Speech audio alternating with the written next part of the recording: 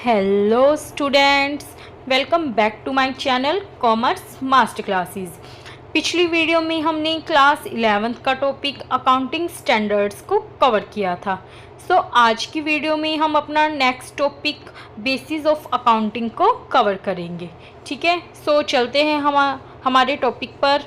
पहले देख लेते हैं कि आज की वीडियो में हम कौन कौन से टॉपिक कवर करेंगे। सबसे पहले कैश बेसिस ऑफ अकाउंटिंग क्या होता है और एक्रूल बेसिस ऑफ अकाउंटिंग, इन दोनों टॉपिक्स को हम कवर करेंगे। Okay, firstly we discuss about the cash basis of accounting. Cash basis of accounting क्या होता है? अकाउंटिंग में जो फाइनेंशियल ट्रांजैक्शन कैश में होनी है, जो भी हम फाइनेंशियल अकाउंट्स अपने बनाते हैं, उसमें जो भी ट्रांजैक्शन होती है, केवल उन्हीं ट्रांजैक्शन को हम बुक्स ऑफ अकाउंट्स में रिकॉर्ड करेंगे जो कैश में होती है।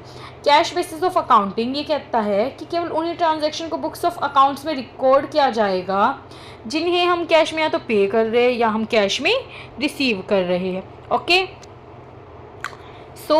Total income and minus total expenses is equal to profit and loss. जब ऑर्गेनाइजेशन को अपना प्रॉफिट एंड लॉस निकालना हो तो कैश में जो भी इनकम हमें रिसीव हुई है उसमें से जो टोटल एक्सपेंसेस हमने पे कर दिए हैं उनको लेस कर दिया जाएगा, तो निकल आएगा अपना प्रॉफिट एंड लॉस। ओके, और जो कैश बेसिस ऑफ अकाउंटिंग है उसमें outstanding expenses, prepaid expenses, income receive in advance, accrual income are not considered. इन इनकम्स को कंसीडर नहीं किया जाएगा, इनको बुक्स ऑफ अकाउंट्स में रिकॉर्ड नहीं किया जाएगा। Okay, example of receipt and payment account prepared for NPO such as charitable trust, clubs and schools. जो कैश बेसिस ऑफ अकाउंटिंग को हम कब यूज़ करते हैं? जब एनपीओ है, जो नॉन प्रॉफिट ऑर्गेनाइजेशन है, अपना रिसिप्ट्स एंड पेमेंट अकाउंट बनाती है तो वो अपना कैश बेसिस ऑफ अकाउंटिंग की बेस पर ही बनाते हैं। जो एनपीओ का हमारा चैप्टर है उसको हम क्लास 12th में डिस्कस करेंगे। ओके, चलते हैं हम हमारे नेक्स्ट टॉपिक पर, advantages of cash basis of accounting. Simple basis of accounting as adjustment is not made. ये बहुत ही सिंपल है क्योंकि इसमें कोई भी एडजस्टमेंट नहीं करना पड़ता। ठीक है, एडजस्टमेंट जैसे कि इसमें कोई प्रीपेड एक्सपेंसेस, आउटस्टैंडिंग एक्सपेंसेस, इनको ऐड लेस नहीं किया जाता। Okay, more objective as very few estimates and judgement is required. ये बहुत ही ऑब्जेक्टिव है, यहाँ पर बाइजनेस के चांसेस बहुत ही कम है। यहाँ पर कैलकुलेशन बहुत ही क्लियर होती है क्योंकि सभी कैश में ही होती है, इसमें कोई एस्टिमेशन की नीड ही नहीं होती। ठीक है, suitable for those enterprise where most of transaction are on cash basis।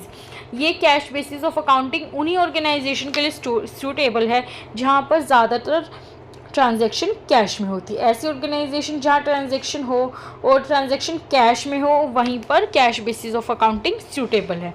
Okay, चलते हैं हमारे नेक्स्ट टॉपिक पर, disadvantages of cash basis of accounting। Does not give true and fair view of P&L, ignores outstanding prepaid items।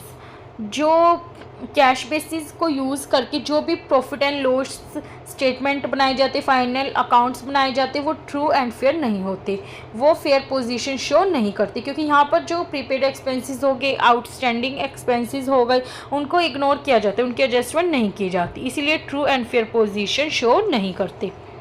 Does not follow the matching principle of accounting. ये accounting के matching principles को follow नहीं करता। Okay, चलते हैं हम अब आगे अपने एग्जाम्पल से। अब हम समझते हैं, during the financial year 2017-18 Ashok had cash cell of ₹3,90,000। जो हमारा फाइनेंशियल ईयर है 2017-18, अशोक की सेल थी 3,90,000 और उसकी क्रेडिट सेल है 1,60,000। तो कैश में तो उसकी सेल है 3,90,000 और क्रेडिट में है उसकी 1,60,000। ठीक है, हीज़ एक्सपेंसेस फॉर ईयर वर ₹2,70,000 और उसके एक्सपेंसेस है 2,70,000 के, आउट ऑफ विच ₹80,000 और उसमें से उसने 80,000 पे नहीं किए, is still to be paid. Find out Ashok income for 2017-18। अब हमें अशोक की इनकम फाइंड आउट करनी है 2017 और 18 में। Following the cash basis of accounting, cash basis of accounting के बेस पर हम उसकी नेट इनकम फाइंड करेंगे। तो अब हम देखते हैं, सबसे पहले इसका फॉर्मूला क्या है निकालने का, रिवेन्यू माइनस एक्सपेंसेस। हमारे रिवेन्यूज़ क्या है, हाँ रिवेन्यूज़ कह लेते हैं हम, सेल कह सकते हैं 3,90,000। इसमें केवल कैश सेल को ही लिया जाएगा। तो हमारी कैश में सेल कितनी है 3,90,000 और हमारे एक्सपेंसेस कितने हैं 2,70,000, जिसमें से 80,000 अभी पे नहीं किए। जो पे नहीं किए उन एक्सपेंसेस को लेस करके जो पे कर दिए हैं उन एक्सपेंसेस को हम रिवेन्यूज़ में से लेस कर देंगे। ठीक है, तो हमारे एक्सपेंसेस कितने हैं 1,90,000। तो हमारी नेट इनकम कितनी आ गई 2 लाख, हमारी नेट इनकम आ गई। ओके, चलते हैं अब हमारे नेक्स्ट पॉइंट पर, accrual basis of accounting. Accrual basis of accounting क्या होता है? ठीक है, जब इनकम अर्न हो गई हो, income is recorded as income when it is earn और एक्रूड। इनकम को हम बुक्स ऑफ अकाउंट्स में कब रिकॉर्ड करेंगे, जब इनकम अर्न हो गई या फिर एक्रूड हो गई हो।